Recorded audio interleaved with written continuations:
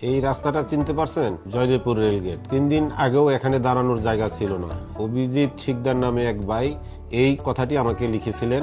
রেলগেটের জন্য সময় তো নষ্ট হয়ই, তার উপর অটোরিকশা এবং ফুটপাত দখলের কারণে রাস্তা পুরো বন্ধ।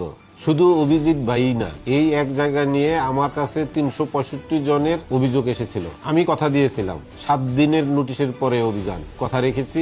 ম্যাজিস্ট্রেট, পুলিশ, সিটি কর্পোরেশনের টিম সবাই মিলে এই রেলগেট থেকে অবৈধ দখলদারদেরকে সরিয়ে দেওয়া হয়েছে। এখন দেখুন, আজ ফুটপাতে মা বোনেরা হাঁটতে পারছে, অটোরিকশা আর রাস্তা আটকাতে পারছে না, যানজট অর্ধেক কমে গেছে। কিন্তু একটি কথা স্পষ্ট করে বলে দিচ্ছি, যদি আবার দখল হয় আবার সরাবো, যতবার দখল হবে ততবার সরাবো। এই ফুটপাত গাজীপুরের মানুষের, এটা দখল করতে দিব না এবং নিয়মিত টহল চলবে আজ থেকে। অভিজিৎ ভাই, আপনাকে ধন্যবাদ। গাজীপুরের প্রতিটি ভাই বোনকে বলছি, আপনারা লিখুন, আমি কাজ করব। shaukat.bnp.com ভিজিট করুন। আপনার কণ্ঠ আমার দায়িত্ব।